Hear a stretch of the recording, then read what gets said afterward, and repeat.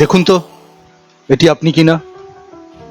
আপনি জানেন যে একটি মাত্র টাস্ক, করণীয় কাজ নিয়ন্ত্রণ করতে পারলে আপনার সামগ্রিক পজিটিভিটি বা উৎপাদন ক্ষমতার উপরে বিশাল প্রভাব পড়বে। এটা হয়তো আপনার প্রমোশনেও সাহায্য করতে পারে অথবা আপনাকে মানসিক শান্তিও দিতে পারে, কিন্তু সেই কাজটি আপনি কখনো শুরু করছেন না। আপনার লক্ষ্য অর্জনের জন্য কাজ শুরু করবার বদলে সকালে প্রথমে ইমেল চেক করছেন বা স্টক প্রোফাইল দেখছেন, ফেসবুক নিউজ স্ক্রল করছেন। খুব শীঘ্রই সবচেয়ে গুরুত্বপূর্ণ কাজটি আপনার কাছে কম আকর্ষণীয় মনে হবে। আপনি নিজেকে বলবেন আরেক কাপ কফি খেয়ে নিই বা ইউটিউবে আরেকটি মাত্র ভিডিও দেখে নিই, কিন্তু আপনি আপনার গুরুত্বপূর্ণ কাজ শুরু করতে যত দেরি করতে থাকবেন, এটা শুরু করা তত কঠিন হতে থাকবে। আপনার কাজের মাঝে একটা অদৃশ্য মানসিক বাধা চলে আসবে, যেটা জয় করা আপনার জন্য প্রায় অসম্ভব হয়ে পড়বে। আপনার কি কখনো এমন অনুভূতি হয়েছে? যদি এমন হয় তাহলে আপনি উপকৃত হতে পারেন। এখানে আমরা সহজ মেথড বা পদ্ধতির কথা তুলে ধরব, যেখানে আপনাকে বিক্ষিপ্তকারী উপাদানগুলি সরিয়ে আপনার মূল টাস্ক বা কাজকে সহজে সম্পন্ন করতে এই মেথড ব্যবহার করলে আপনি উপকৃত হবেন। আপনি কি এই চ্যালেঞ্জ নিতে চান? ডোপামিনের কাজ আমরা ব্যাখ্যা করব। ডোপামিন আসলে কি এবং কিভাবে কাজ করে। আপনি কেন আপনার ফোন চেক করা, সোশ্যাল মিডিয়ার উপর অতি আসক্তি কিংবা একটার পর একটা ভিডিও দেখা থেকে নিজেকে আটকে রাখতে পারেন না।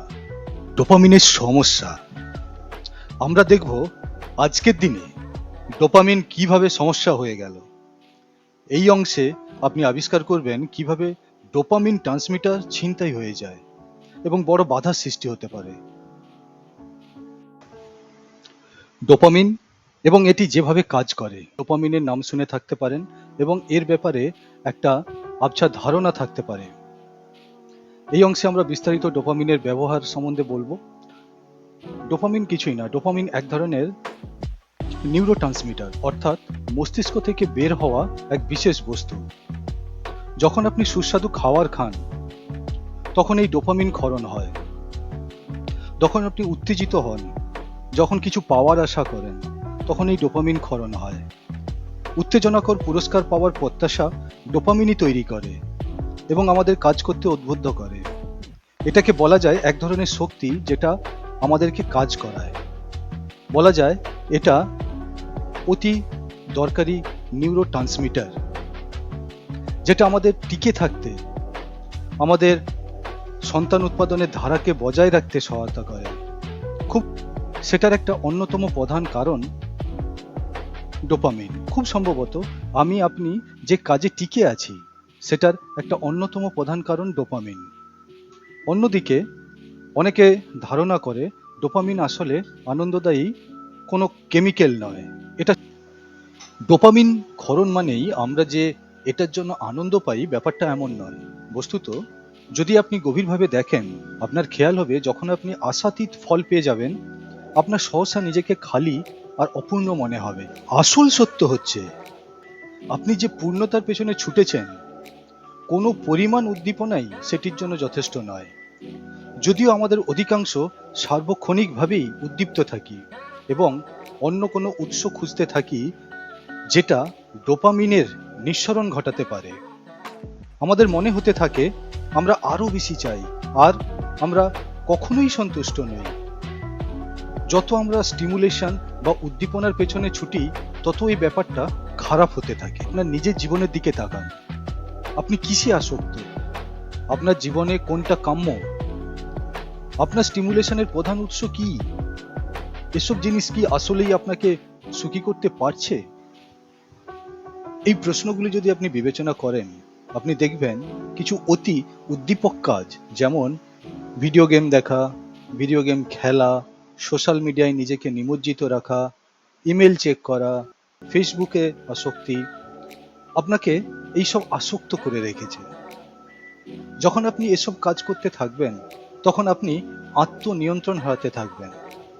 আপনি আরো বেশি উদ্দীপনা আর তথা স্টিমুলেশন চাইবেন। যদিও এসব কিছুই আপনাকে আসল আনন্দ অথবা সন্তুষ্টি দিতে পারে না, তবুও আপনি এই কাজগুলো ক্রমাগত করতে থাকবেন। আদতে আপনার পরবর্তী ডোপামিন নিঃসরণের রসদ দরকার, তাই নয় কি? এই রকম উদ্দীপনাযুক্ত পরিস্থিতিতে যেসব কাজে অতিরিক্ত মনোনিবেশ দরকার সেই সব কাজ করা কঠিনতর হয়ে পড়ে। ফলশ্রুতিতে আপনি গড়িমসি করা শুরু করবেন। আপনার যে বই লেখা শুরুর পরিকল্পনা ছিল আপনি তা পেছাতে থাকবেন। যে নতুন উদ্যোগ আপনার নেওয়ার কথা ছিল আপনি তা সরিয়ে রাখবেন, অথবা আপনার দায়িত্বপ্রাপ্ত আসল প্রজেক্ট আপনি পিছিয়ে দেবেন। মূল কথায়, বিবর্তনের প্রেক্ষাপট বিবেচনা করলে নিজ প্রজাতির সংখ্যা বৃদ্ধি অথবা নিজের টিকে থাকার তাগিদে যেসব কাজ আপনাকে পুরস্কৃত হওয়ার অনুভূতি দেবে, ডোপামিনের ভূমিকা আপনাকে সেসব কাজ করবার জন্য প্রতি উৎসাহ দিয়ে যাবে। এটাই আসলে ডোপামিনের মূল। বশত আজকের দুনিয়ায় এই পদ্ধতি ছিনতাই করা হয়েছে। ফলশ্রুতিতে অনেক অনিচ্ছাকৃত পরিণতির সৃষ্টি হচ্ছে। সেসব নিয়ে আমরা পরবর্তী সেশনে আলোচনা করব।